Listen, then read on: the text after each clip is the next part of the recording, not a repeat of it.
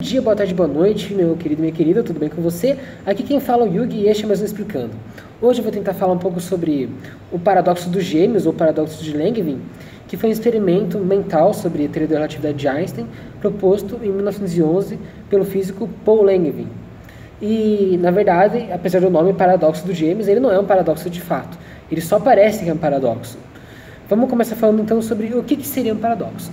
Paradoxo é uma palavra que vem do latim, que quer dizer o contrário é de, doxo, que é uma palavra que quer dizer ideia ou lógica. Então seria uma ideia que se autocontradis. Por exemplo, a frase, esta frase é falsa.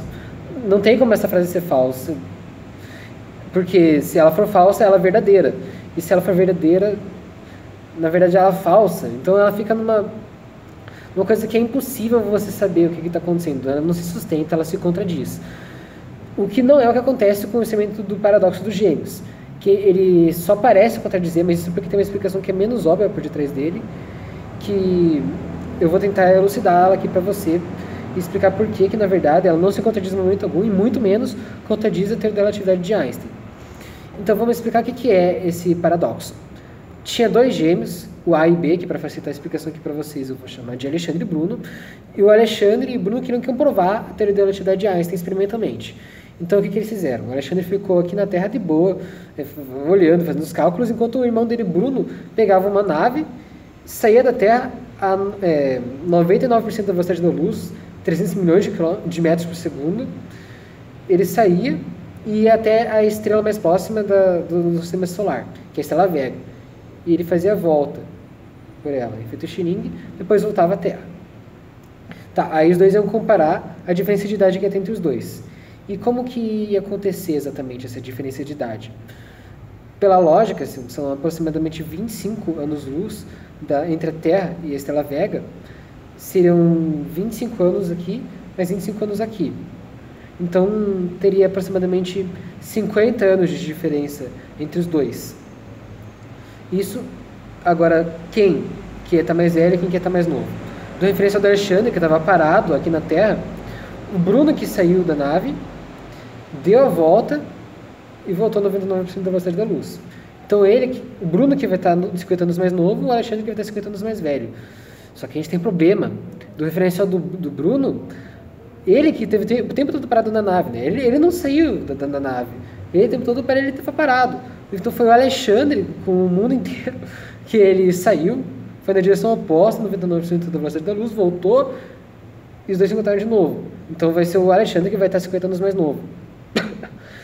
Aí a gente tem um grande problema, porque não existe referencial absoluto, né? Todo referencial inicial é um referencial válido. Os dois vão discordar sobre qual deles tem movimento. Se eu tenho um carro se movendo a 100 km por hora, não tem como você saber se é o carro que está se movendo a 100 km por hora para frente ou se é o mundo que está se movendo a 100 km por hora para trás. Pode parecer ridículo isso, mas a gente não tem como saber. A gente sempre acha que porque o mundo é um referencial válido, porque é o chão. Mas o mundo também está se movendo, sabe? O mundo está girando ao redor do Sol. O Sol está girando ao redor da Via Láctea. A Via Láctea também está se movendo. Está tudo em movimento. Não existe nenhum referencial que seja mais válido que o outro, inicial. Agora, aqui a gente tem o porém que torna que isso não seja um paradoxo. Os dois não poderiam chegar a resultados tão diferentes e os dois estarem certos, 50 anos de diferença. São resultados muito diferentes. E o que acontece?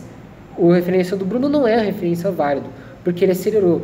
A aceleração, quando tem alguma aceleração, não é mais um referencial inercial. Por quê? O movimento, os dois podem discordar. O movimento, tudo está se movendo, você não tem como saber qual está se movendo, sem você falar em relação a quem.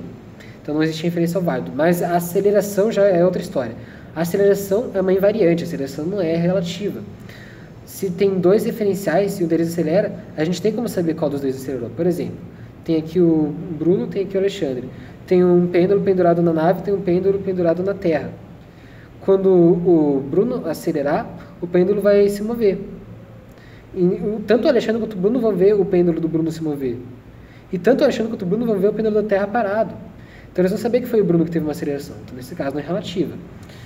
E o Bruno, ele acelerou 3 vezes durante essa viagem.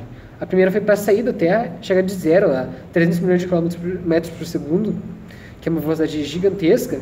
A segunda foi para dar a volta ao redor da estrela, que para você mudar de movimento, para você fazer qualquer movimento tipo, de mudança de trajetória, você tem que ter uma aceleração. Ele teve uma pela gravidade, a aceleração da gravidade da estrela, e a aceleração para desacelerar e você pousar na Terra.